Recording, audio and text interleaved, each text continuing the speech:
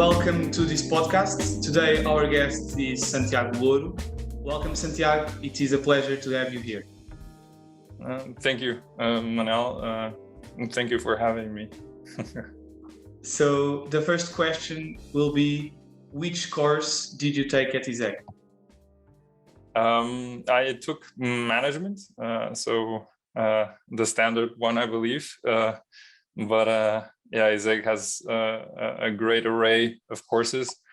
ISEG, economics, finance, I was very glad to be a part of the faculty because of its technical base, its history. So at the time that I did go to ISEG, it was already more than 100 years old, and for really the high bar that it has.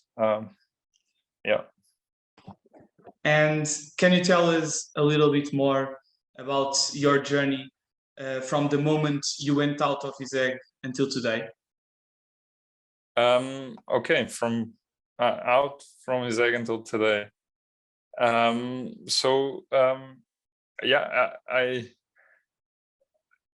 went to study at Nova after ISEG, and so basically after that, I mean, maybe we should take a step back, because actually at ISEG that also kind of gave me the bridge to where I am today. So actually at ISEG, I've worked for the Students' Union, so I was the VP of Finance there, and I got to have the student life with Gordão and to take care of that for the IPJ subsidies and really help on that front. And it was with my Erasmus in the University of Berlin that I actually got the chance to actually be here.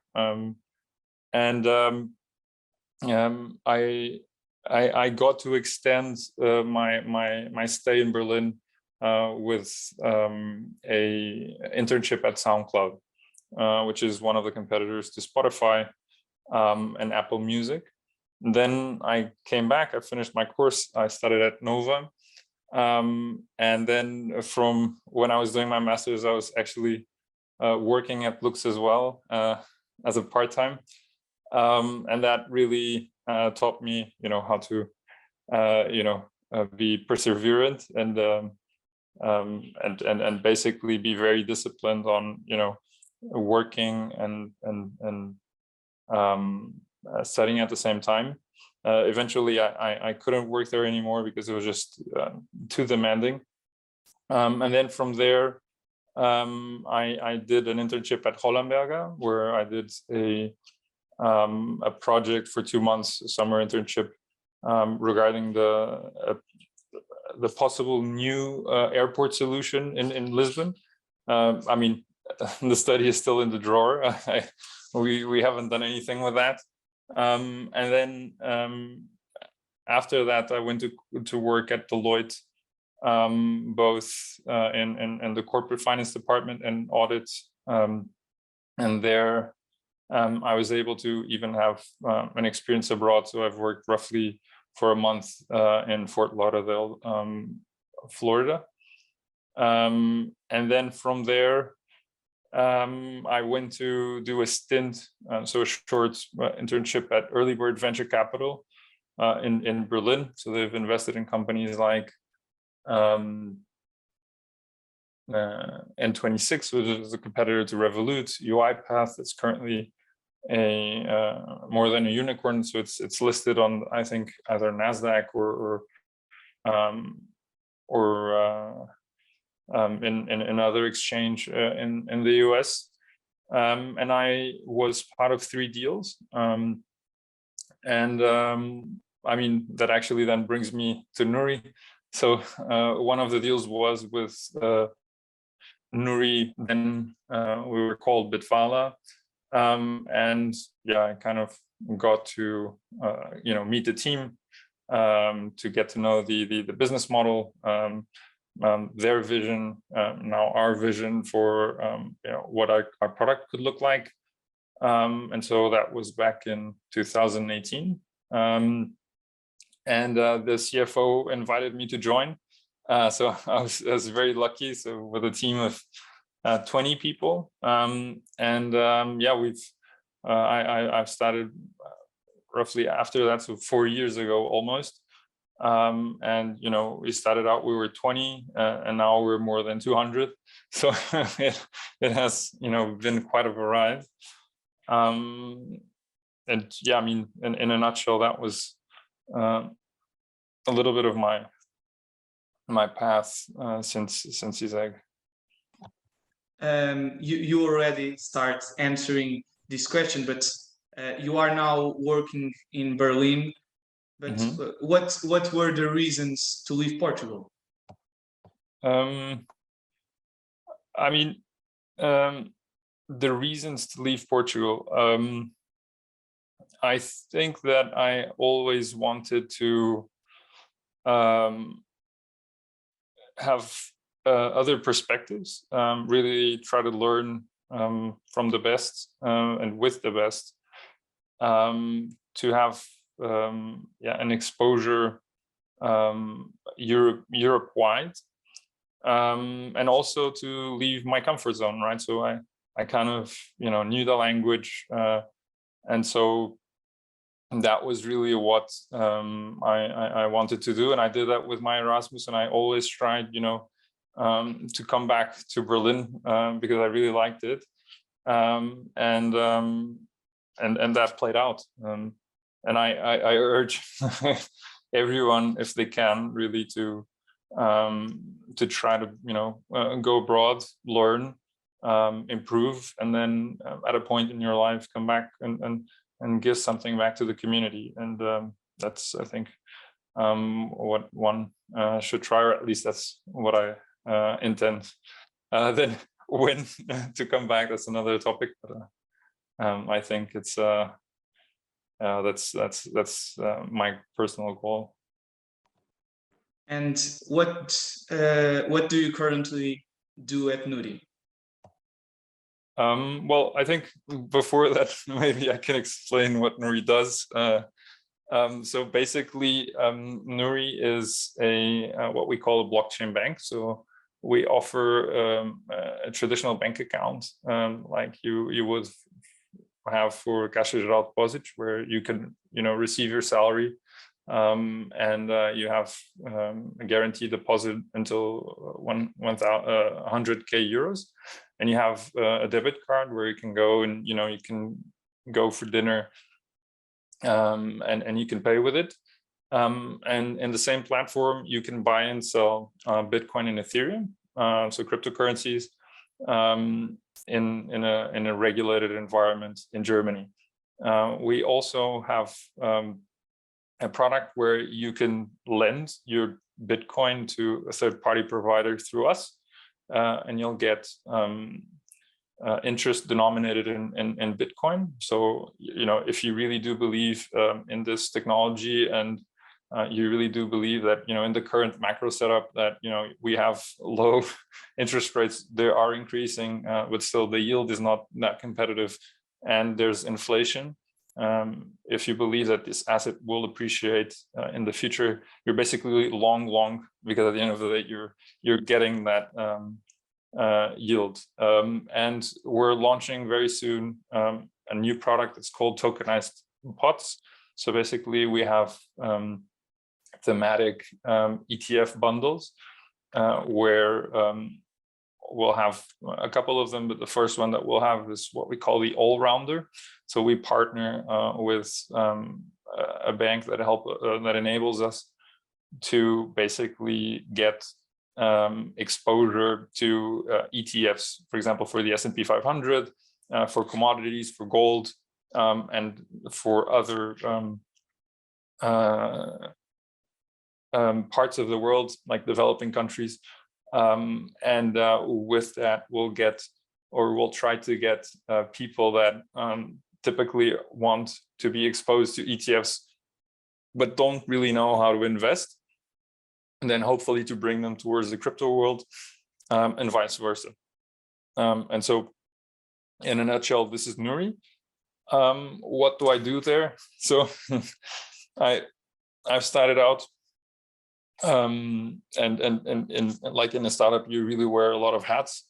So I've implemented some products, some processes on the finance department. So I'm the senior financial planning and analysis manager at Nuri. That comes with anything that's finance related, really. A lot of Excel, a lot of putting my headphones on and modeling. So I'm in charge of our business model. And so I typically then do some analyses with that. So what we currently do for what we did for our budget, for example, for the next year and for the next 5 years, what we as a company see and what we pitch to our investors, the current ones or the future ones, as well as regulators. We're also applying, I mean, this is public information for a banking license in Germany, and I was part on the work stream of actually building the model together with some consultants that helped us on that. So I was the go-to person internally, and I'm basically doing the reporting for current investors and future investors. And then I engage in strategic projects like understanding the behavior of our users. You know, how many assets under management do they have on the platform? How many transactions do they do? You know, what is the revenue that they're bringing? How does this behave over time? Over, for example, which marketing channels they come through, and maybe other KPIs. Looking on what are the efficiencies of, for example, doing this banking license project, or you know, seeing the correlation of trades with Bitcoin price movements or volatility, and seeing really the variations of this. And yeah, I think that's what I could tell really about it. And what are your career goals now? Well, that's a very broad question. I mean, throughout my life, I really have this eager to learn and really solve complex problems. So being it either on Excel, something I did not understood, you know, or finance related topics, but also digging into databases and try to kind of come up with some structure for you know, information that is just lying there with really no apparent application. So that's really something I like to do, and really being part of a great team with smart and thoughtful people that really push me to be on top of my game. And really at the end is really about having a positive impact, you know, in our communities, and really trying to bring innovation to masses. And so, you know, if I can do that in my very limited spectrum of influence, then I think I'm happy, and you know, that's what I'm doing here at Nuri, and this is actually what blockchain really enables us to do. You already gave us some good advices, but do you have any more advices for students that are currently studying at ISEG? Sure. I mean, I really do think that people should really aim high. And that's something that sometimes people in Portugal do not really do have as a majority. And I really do think that people should be really confident in their ability, and in particular in ISEG's case, So, if you're there, it means that you have value and that you've done, the homework. So, you already have a pretty high bar on being there, right? So really trust, what you've done. And we're better than many Germans, than many Brits, many French.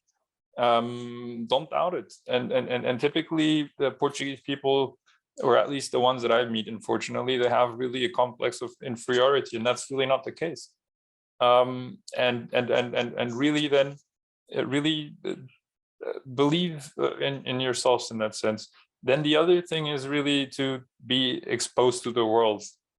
And I mean, throughout my time at ISEG, I was playing rugby a lot, for my club Urumia, and for the national team academy. And at the time, I still wanted to be a professional player. Then that didn't work out. I got a lot of injuries, but I think that what is important also is for someone to be exposed to the world, really, and enjoying the events. Of course, within a good measure of it, but really networking, making friends, and these are, or this is a time that it won't go back in time. That was also a reason of why I am here today. And if I haven't met the people at my Erasmus, then I would meet later on in life. I would not have had the luck, and that luck is worked upon.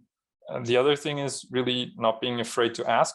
I think that sometimes people, they come up, and again, Portuguese people typically with a lot of, desculpe, I'm sorry. People don't have to be sorry about anything. If someone doesn't have time, they will not answer, or they won't say anything. But really, be there, out there. You'll listen to a lot of no's, but really ask and do something for yourself. And then the other thing is really commitment, right? So you have, and you will get down, but it's about getting up, and working on the basics, and really having a strong foundation.